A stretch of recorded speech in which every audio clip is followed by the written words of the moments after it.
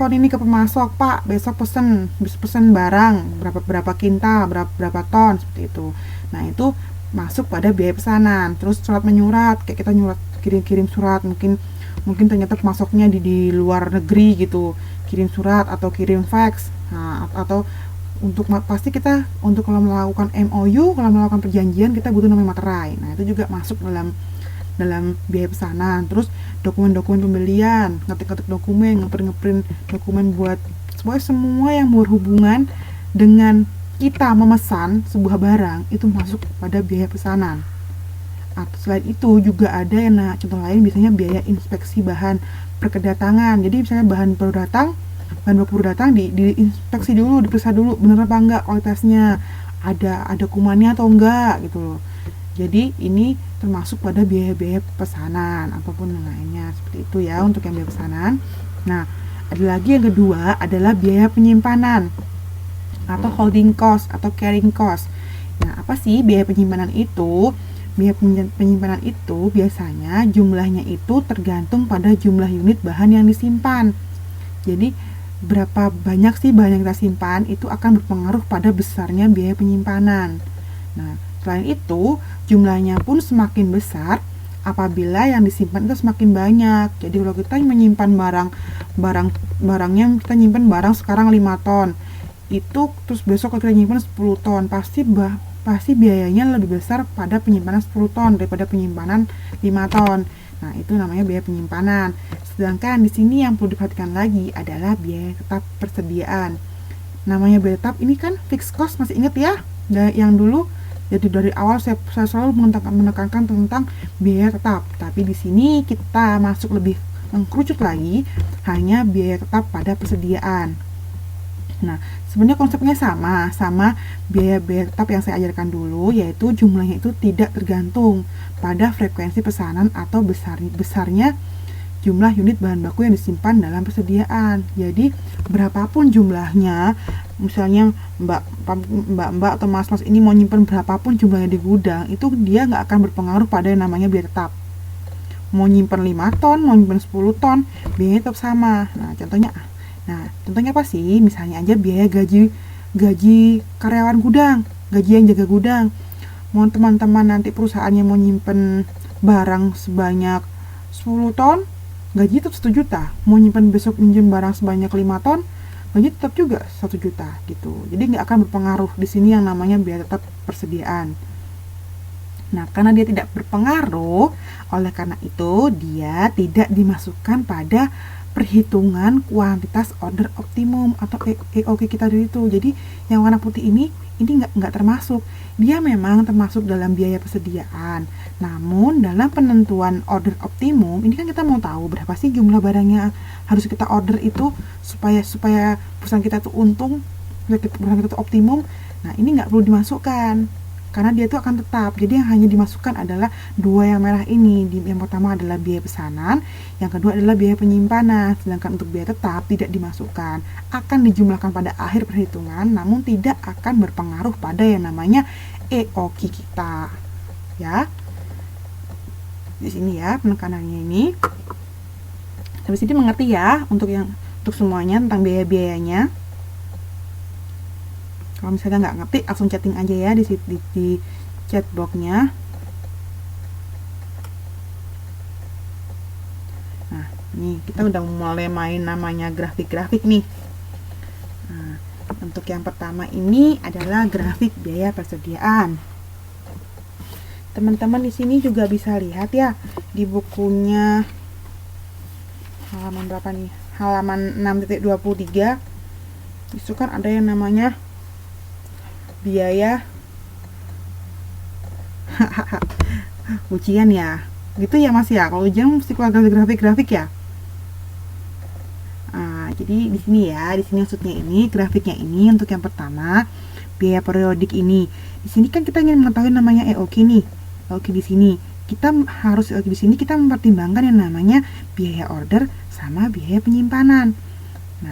Nah, di sini kita mempertimbangkan itu. Nah, di sini kita bisa lihat ya, jika frekuensi order nih, frekuensi biaya ordernya ini, frekuensi order itu turun, maka kuantitas biaya penyimpanan akan naik. Jadi kita kalau ordernya itu misalnya kita order banyak, ordernya itu frekuensi ya. Teman-teman ngerti maksudnya frekuensi kan di sini. Jadi pengulangan order, berapa kali order.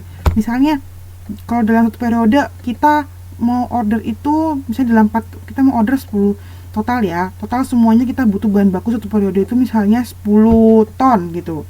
Nah, kita ordernya itu 4 kali. 4 kali dibuat 4 kali. Jadi per order itu 2,5 ton, 2,5 ton, 2,5 ton, 2,5 ton, 2,5 ton. Terus yang kedua itu sistemnya caranya sama, kita mau order 10 ton, cuma kita ordernya 3 kali. Gitu loh. Atau kita ordernya 2 kali paling gampang ya, 2 kali ya. Jadi ordernya 5 ton, 5 ton. Otomatis biaya penyimpanannya itu akan lebih besar cara yang kedua daripada cara yang pertama. Kenapa? Karena dari segi kuantitas aja, cara yang pertama itu kan kita hanya harus menjaga sebesar 2,5 ton. Sedangkan cara yang kedua, kita harus menjaga sebesar 5 ton. Pastinya untuk menjaga barang dengan kuantitas yang berbeda, dengan jumlah yang berbeda, itu akan memakan biaya yang berbeda pula kan. Oleh karena itu yang namanya biaya penyimpanan dan biaya order itu selalu berbanding terbalik. Jadi ketika biaya ordernya dia banyak, karena harus order berkali-kali kan sekali order sama 2 kali order biayanya mahalan yang 2 kali order dong, yang mahalan yang sekali order. Oh iya, 2 kali order dong, kayak gitu loh. Kayak tadi kan 4 kali order ya, 4 kali order sama yang 2 kali order. Kalau sekali order aja kita makan 2 juta tuh, misalnya 2 juta rupiah. Kalau kita ngelakuin 4 kali order, pasti biayanya 8 juta rupiah. Tapi kalau misalnya kita cuma melakukan 2 kali order, biayanya cuma 4 juta rupiah. Tapi di sini kita juga dibebankan oleh biaya penyimpanan yang mahal. Kalau ordernya sedikit, biaya penyimpanan masih mahal, seperti itu. Jadi terbalik ya. Teman-teman kalau mau ngafalinnya, lihat aja dari grafiknya itu. Kan ketika dia di penyimpanan dia naik, ordernya dia turun, seperti itu. Kayak gitu ya. Nah, di situ pertemuannya ini nanti akan menjadi sebuah namanya titik optimal. Dimana di sini ini adalah dia optimal sekali. Jadi biayanya dia yang paling rendah gitu. Seperti di sini nanti akan saya jelaskan bagaimana perhitungannya. Nah, biar lebih jelas lagi, di sini ada contohnya ya, di tabel titik 6.1. Tabel 6.1 di situ kan teman-teman bisa lihat nih. Ini sama nih, kebutuhan per tahunnya sama nih, 100.000 unit. Nah, tapi ketika frekuensi ordernya dia 1 kali order, 2 kali, 4 kali order. Nah, kuantitas ordernya kan beda-beda, kuantitasnya beda-beda nih, otomatis biaya penyimpanannya kan berbeda-beda. Jadi semakin dia banyak ordernya, kuantitasnya semakin sedikit yang diorder, otomatis biaya penyimpanannya akan semakin apa yo? Semakin rendah. Gitu ya. Sampai di sini mengerti ya, teman-teman? Konsep dasar, konsep awalnya kayak gitu. Jadi dua biaya itu berbanding terbalik. Seperti itu. Nah, sedangkan tadi kan ada namanya biaya tetap ya. Nah, biaya tetap di mana sih tempatnya? Tempatnya tuh di sini. Di sini nih. Kalau ini kan kita belum melihat namanya biaya tetap. Nah, setelah itu kita melihat biaya tetap. Kita melihat posisi EOQ-nya tetap. Posisi EOQ-nya tetap, dia nggak berubah. Karena dia nggak dipengaruhi oleh biaya tetap ya. EOQ ini nggak dipengaruhi oleh biaya tetap. Jadi biaya tetap ini hanya mempengaruhi jumlah biaya total aja. Dia tidak akan merubah posisi dari EOQ ini. Ini kan ini tetap kayak segini nih. Tetap aja. Tapi dia hanya akan menambah biaya persediaan, tapi tidak akan merubah jumlah EOQ-nya. Di EOQ ini tadi saya tekankan adalah kuantitas optimumnya, gitu loh. Dia nggak akan mempengaruhi economical order quantity-nya. Jadi yang kuantitas yang secara ekonomis dia nggak akan berpengaruh. Dia nggak akan berpengaruh gitu loh, buat pada EOQ-nya sendiri. Nah, itu untuk biaya tetapnya dari grafik ini. Untuk selanjutnya di sini kita melihat yang namanya rumus biaya persediaan secara total. Tadi kan saya bilang ada 3 biaya ya.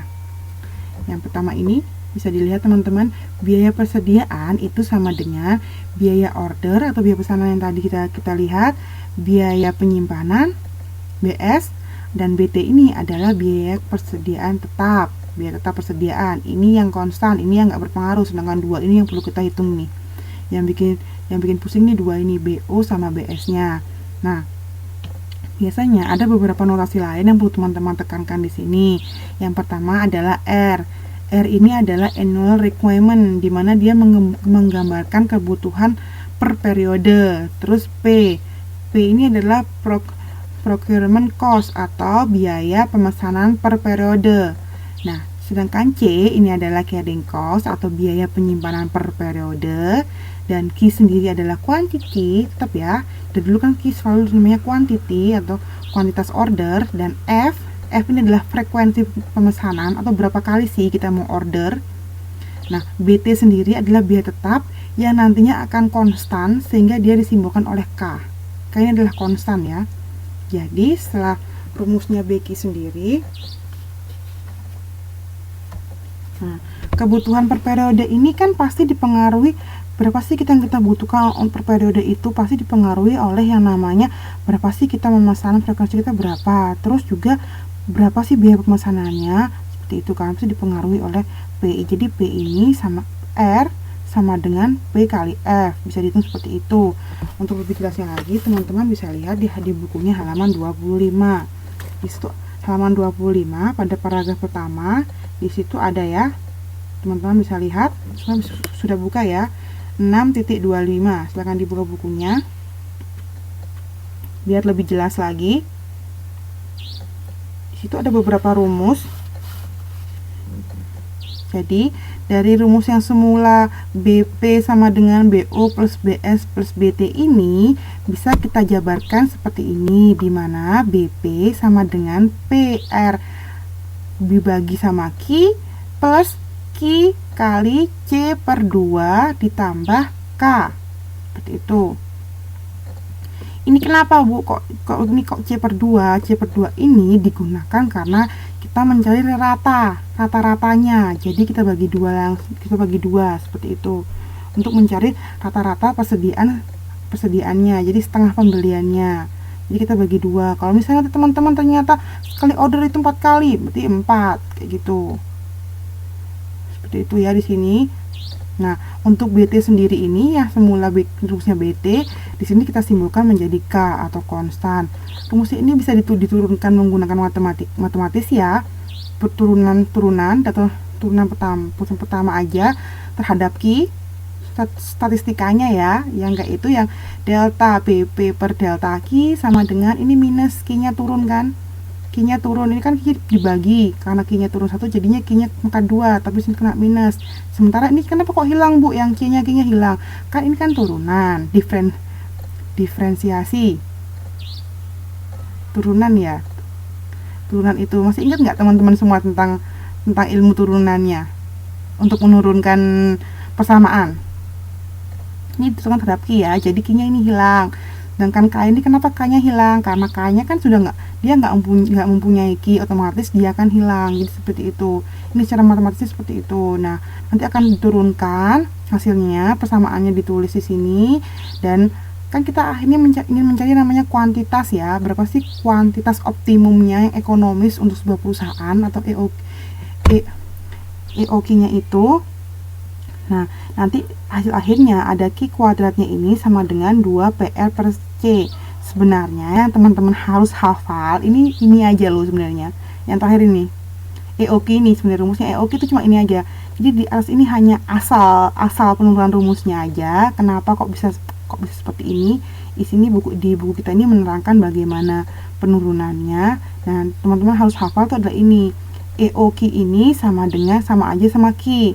Jadi Q optimumnya dia, dimana akar dari 2 PR per C. Nah, PR per C ini apa? P itu adalah biaya pesanan per periode, R ini adalah kebutuhan per periodenya, dibagi dengan C. C ini adalah biaya penyimpanan per periode. Jadi rumus ini teman-teman harus hafal ini. Ya, rumus yang ini aja yang saya kotakin di bawah ini. Ini teman-teman harus hafal. Untuk selanjutnya dari rumus itu akhirnya kita bisa menghitung yang namanya kuantitas optimumnya berapa. Nah, ini ada contoh soalnya nih di modul teman-teman semua. Di modul situ ada contoh soalnya. Ini masih masih ada di depan laptopnya semuanya ya. Kok diem semuanya? Udah ngerti semua kah? Udah ngerti apa bablas nih? Halo? Masih. Udah ngerti nggak Mas Wisnu?